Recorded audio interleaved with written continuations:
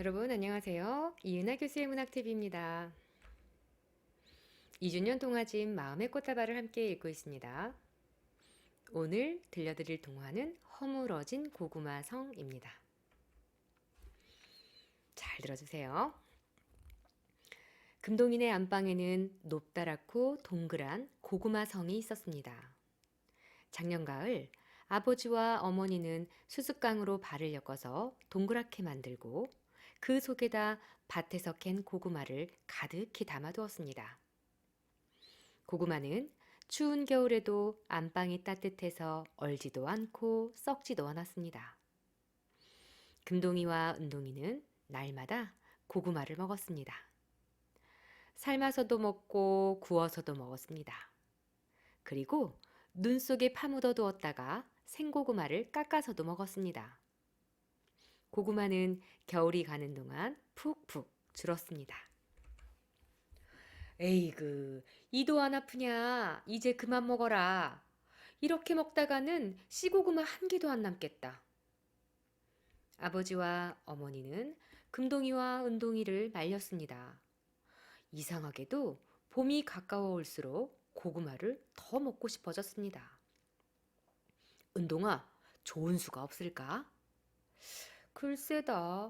수수깡 고구마가 그 가리가 너무 높아서 고구마를 꺼낼 수 있어야지.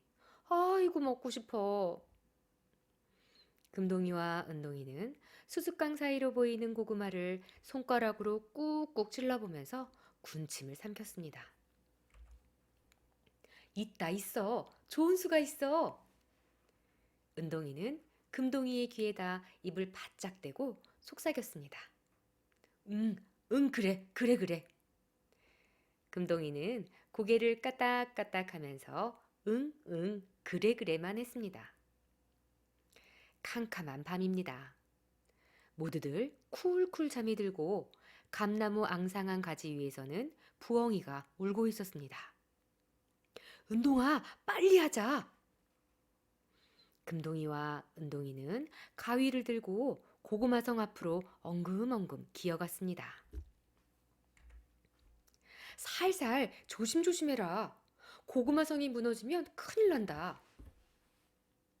금동이와 은동이는 가슴을 죄면서 가위로 고구마성 밑 수숫강을 싹둑싹둑 잘랐습니다.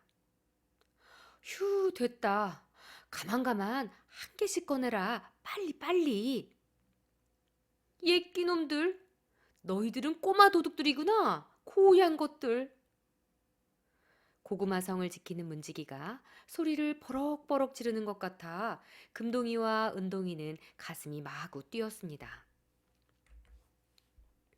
몇 개나 꺼냈냐? 인제 2개다. 10개만 꺼내어서 5개씩 나누자. 그렇게 많이? 금동이는 망을 보고 은동이는 1개, 2개, 3개 고구마를 꺼내고 있었습니다. 후두둑! 와그르르르! 아이쿠 머리야! 아이쿠 어깨야! 고구마성이 와그르 무너졌습니다. 고구마들이 떼굴떼굴 방바닥으로 쏟아져 나왔습니다. 금동이와 은동이는 고구마한테 두들겨 맞고 엉엉 울었습니다. 허물어진 고구마성, 그 정체가 무엇인지 궁금했는데 저도 예전에 시골에 가서 본 적이 있어요. 고구마를 겨울 내내 집안에 두고 썩지 말라고 차곡차곡 큰 어떤 바구니에 담아 놓은 것도 봤고 자루에 쌓아 놓은 게 어릴 때 제 키보다 높더라고요. 그 고구마성을 허물어뜨리는 그 아이들의 꾀, 그다음에 그것으로 인해서 조마조마하는 마음, 그렇게 해서는 안 되는데 라고 하는 어떤 죄책감, 죄의식, 그리고 무서움, 떨림 이런 것들, 그리고 결과적으로 계획을 성공하지는 못했지만 이렇게 해서는 안 된다라고 하는 것들을 깨달아가는 이야기죠. 시골의 또 집안의 풍경을 잘 들여다볼 수 있었습니다. 자, 오늘은 문학의 개념에 대해서 한번 살펴볼게요. 문학에 대해서 공부하지 않은 그러니까 문학에 대해서 모르는 사람은 사실 없어요. 어릴 때부터 책을 많이 읽고 자랐기 때문에 또 국어 교과서에도 문학 작품이 있고 우리가 보는 영화나 광고나 다양한 장르의 문학 콘텐츠를 또 문학의 개념으로도 보편적인 성질이 같기 때문에 살필 수 있거든요. 오늘 이 시간은 좀 정리하는 시간으로 생각하면 좋겠습니다. 자, 문학이라고 하는 것은 인간의 사상과 감정을 언어라고 하는 이 문자 매체를 통해서 예술적으로 만들어내는, 없는 것을 있는 형상으로 만들어내는 이 과정, 이렇게 해서 만들어진 것을 바로 예술적 형상화, 그리고 문학이라고 얘기합니다. 문학은 보편적인 인간의 정서를 담고 있어요. 인간의 사상과 감정을 얘기했기 때문에. 그런데 작가만의 독창적인 상상이 이제 들어가서 그리고 나만의 문체, 나만의 표현 양식을 통해서 새로워지는 거겠죠.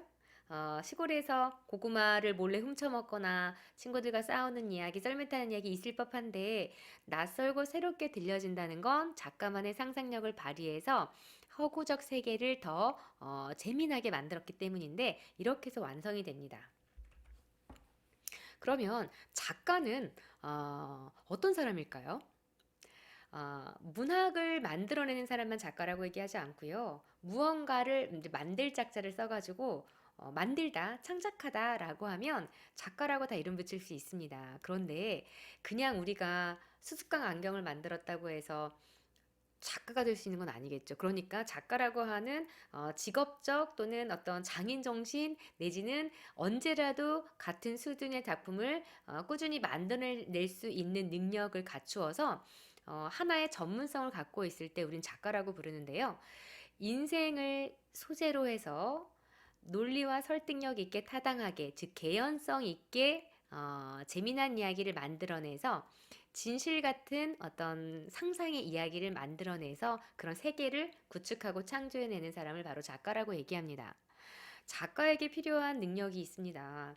크게 어떤 사물이나 사람이나 상황을 잘 들여다볼 수 있는 관찰력이 필요하고 또 고구마에 대한 이야기를 이렇게 형제를 통해서 몰래 먹으려고 이제 꾀를 부리는 이야기, 허물어지는 이야기, 어떤 죄의식과 죄책감을 이제 내가 심리적인 불안을 넌 목소리를 통해서 들려주는 거 이런 거 상상력이겠죠. 그리고 시작은 어떻게 하고 인물이 중간에 어떻게 계획을 세워서 어떤 장면을 어떻게 강조하고 이 장면을 뒤로 뽑고 마지막에 엄마 아빠한테 야단 맞는 것이 아니라 고구마들이 와그르르 무너지면서 고구마들한테 맞으면서 내가 어떤 잘못한 벌을 받는구나라고 하는 것들로 그 장면을 넣어서 마무리를 짓는 것, 좀 식상하지 않고 교시적이 되지 않게 만드는 이 자연스러운 기획 구성력 이런 것들 필요하고요. 역시 작가의 의식, 사상, 그 다음에 작가의 신념 또는 이 장면과 이 동화를 통해서 내가 말하고자 하는 것들에 대한 것들이 사실은 주제 의식인데 결국은 작가는 작품 속에 투영되는 것은 작가가 갖고 있는 비판적 성찰 능력이 있어야 주제 의식을 조금 발휘하는데 훨씬 유리합니다. 자, 이것이 바로 문학 작품을 만드는 요건이 됩니다. 그러면 다시 문학은 무엇이냐 앞서 얘기했는데요. 결국 인간 사회의 면모를 작가의 철학적 사유를 토대로 상상하면서 재미있게 만들어낸 그렇게 빚어진 예술품이다라고 정리할 수 있겠습니다. 또 이런 문학 작품을 읽고 또 영향을 받는 독자는 어떤 사람일까요? 무엇을 어떻게 얻을 수 있을까요? 자, 독자는 문학 작품의 어떤 재미와 감동을 원합니다. 그래서 여러 작품들을 이제 살펴보고 읽고 좋은 작품들은 또 계속 마음에 담아두고 또 읽고 하겠죠. 재미와 감동을 통해서 쾌락만 느끼고 끝나는 것이 아니라 인생, 우리가 살고 있는 이 삶의 진실과 의미가 무엇인지 새록새록 소소한 인물들을 통해서 알아갑니다. 간접 체험하는 건데 직접 체험 이상으로서 몰입하고 동화되어서 느끼고 나오는 재미가 쏠쏠하지요. 그러면서 지혜를 얻게 되고 또 더불어 나의 인생과 나의 생활에 어떤 창조성을 더해서 삶을 설계해 나가는 능력을 갖추게 됩니다. 하루아침에 되는 것이 아니라 작가도, 작가가 만들어낸 문학 작품도, 그리고 이를 통해서 읽는 독자도 이렇게 삼각형으로 연결되어 있고요. 순환됩니다. 어느 하나도 빠지지 않고 돌아가야 되고 손잡고 있는 거예요. 이 세 개 작품을 만들어낸 작가, 문학 작품, 독자가 연결되어서 문학 작품이라고 하는 텍스트를 통해서 같이 만나고 싸우고 이해하고 또 변화돼서 나오는 과정들을 사실은 연결되어서 동시에 하고 있다고 보면 됩니다. 참 신비한 과정이죠. 그런데 문학에서 아까 그 비판적 성찰도 필요하고 작가의 문제의식도 필요하다고 얘기했는데 문학에서 사상은 작가가 말하고자 하는 사상은 감동적인 사상이 되어야 된다고 워즈워드는 말했어요. 감동을 쉽게 주긴 어렵습니다만 자연스럽게 느끼고 체험할 수 있게 독자가 체험할 수 있게 만드는 것이 바로 자연스러움이고 일러주면 잔소리가 되고요. 구구절절 설명하면 교과서가 되는 겁니다. 그러니까 통어는 교훈적이고 교시적인 기능이 분명히 있는데 도덕책을 읽듯이 역사책을 읽듯이 엄마의 잔소리를 듣듯이 선생님의 어떤 그 규칙과 규율을 설명받는 것 같은 고통은 또 없잖아요. 작품에서 그것을 느끼는 건 원치 않는 거예요. 그래서 어떤 이런 것과 다르게 내가 체험적으로 느낄 수 있게 만드는 것. 이게 바로 자연스러운 감동이다. 그리고 생각하는 것, 사고는 과일 속에 담겨진 영양소처럼 역시 눈에 띄지 않지만 다 골고루 영양소가 있는 것처럼 그런 좋은 영양소와 같이 숨겨져 있어야 한다라는 겁니다. 드러나거나 노골적으로 직접적으로 얘기했을 때는 그 작품의 작품성, 예술성, 그러니까 미학적 어떤 기능이 사실은 굉장히 낮다 또는 실패했다라고 얘기를 해요. 그래서 좋은 작품으로 읽히기 어렵습니다. 결국 문학은 지식과 정보를 주기 위한 실용적인 글쓰기가 아니다. 작가의 주제의식을 문학적으로 예술적으로 승화하는 그런 과정을 통해서 탄생되는 것이기 때문에 예술품은 또 가치가 있고 시대와 세대를 거슬러서 많은 이들에게 읽고 또 읽혀도 지루하지 않다라는 것입니다. 자, 오늘 허물어진 고구마성 봤는데요. 읽었는데요. 다음은 또 어떤 동화를 함께 읽을까요? 다음 시간에도 또 여러분 만나는 거 기대하겠습니다. 오늘 여기서 마무리할게요. 고맙습니다.